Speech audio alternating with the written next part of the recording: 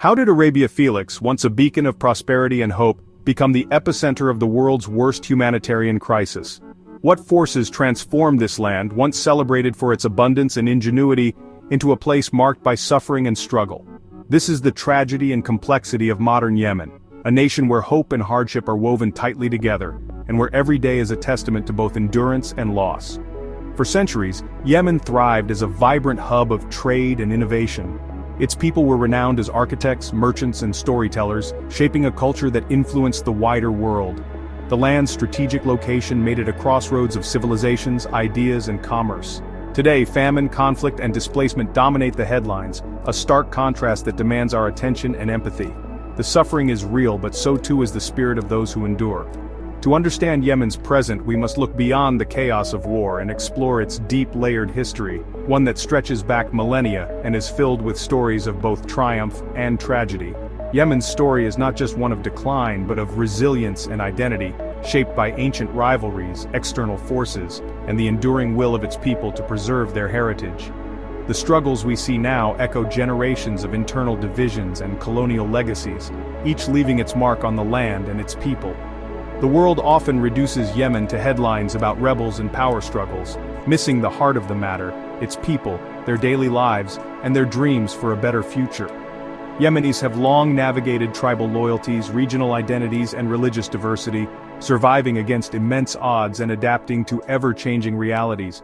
To truly understand Yemen's predicament and its potential for peace, we must peel back the layers of time, examining the roots of conflict and the seeds of hope that still remain. This journey is not just a history lesson but a vital act of understanding, a chance to see Yemen not only for its pain but for its enduring humanity and the possibilities that lie ahead.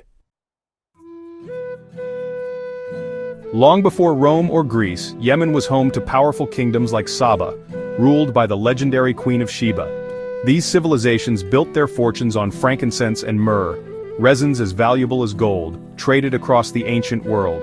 The Sabaeans mastered hydraulic engineering, constructing the Great Dam of Marib, which turned desert into fertile land and supported thriving cities.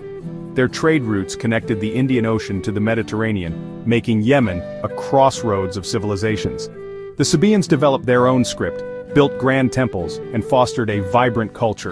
Yet prosperity was fragile. The collapse of the Marib Dam in the 6th century CE triggered migrations and symbolized the end of an era. Changing trade routes and internal strife led to decline, but the legacy of innovation and unity remains a key theme in Yemen's history. Yemen's golden age reminds us, when united and adaptive, it can thrive.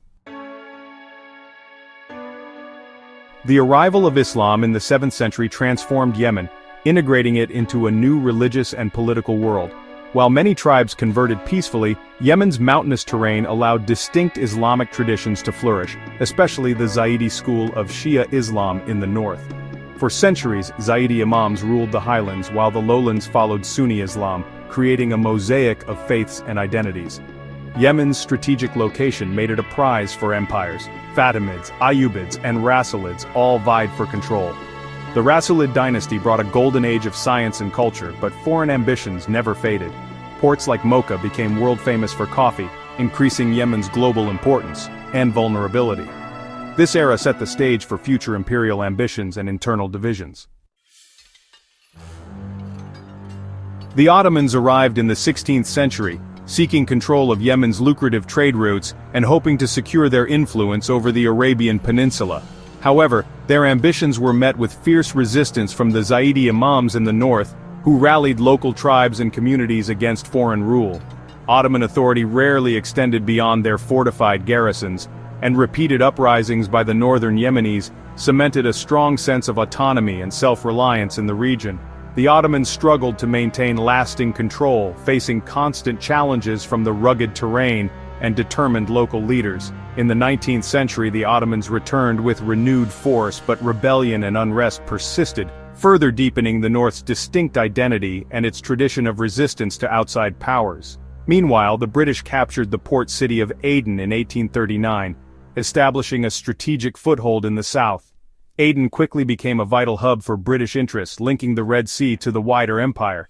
Britain ruled indirectly, creating a patchwork of semi-independent protectorate states, and exposing the South to global trade. new technologies, and foreign ideas that would shape its society for generations.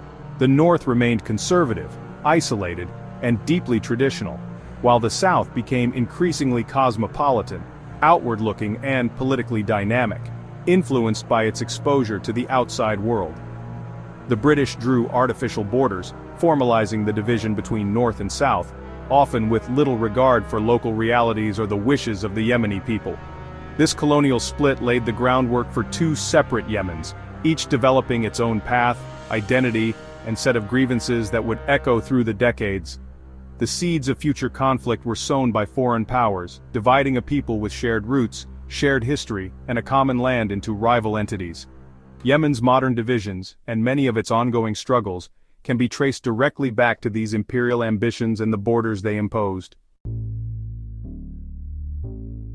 The 20th century saw Yemen split in two, an independent Republican North and a Marxist South, each with its own identity, leadership, and vision for the future.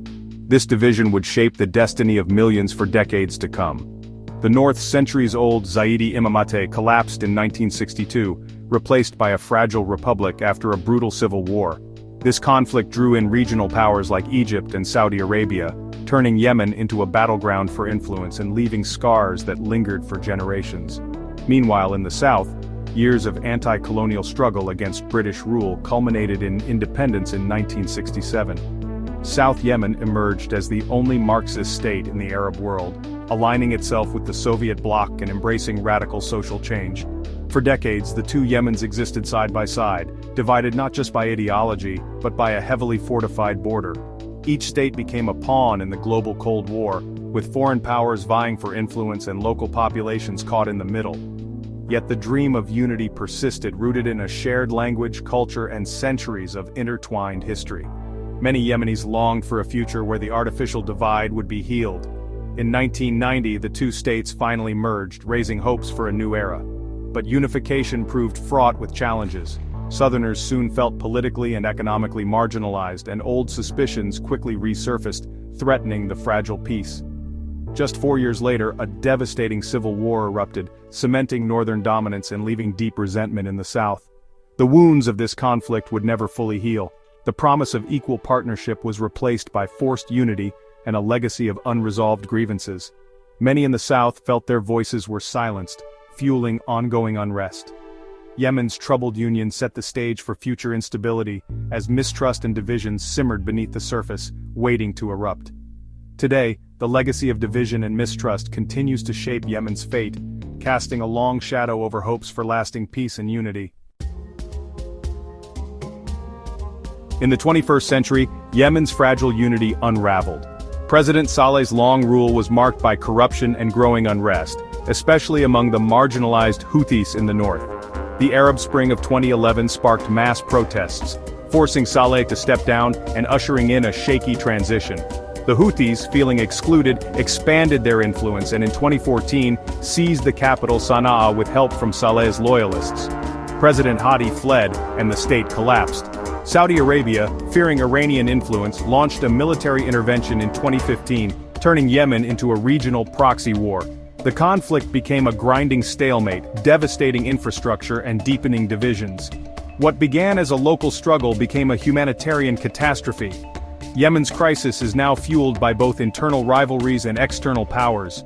The war's roots lie in decades of unresolved grievances and fractured unity. Yemen's people bear the brunt of this endless conflict. Millions are displaced, facing hunger, disease, and a shattered economy. Blockades and fighting have crippled access to food, water, and medicine, with children suffering most. The war is erasing Yemen's cultural heritage, ancient cities and monuments damaged or lost forever.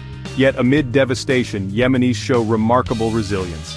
Local aid workers and community leaders risk everything to help their neighbors, keeping hope alive. Their courage echoes Yemen's long history of survival against the odds. Understanding Yemen's past is crucial for building peace. History shows Yemen thrives as a crossroads, not a battleground. Lasting peace requires embracing Yemen's diversity and empowering its people. The key to Yemen's future lies in drawing strength from its rich, resilient history.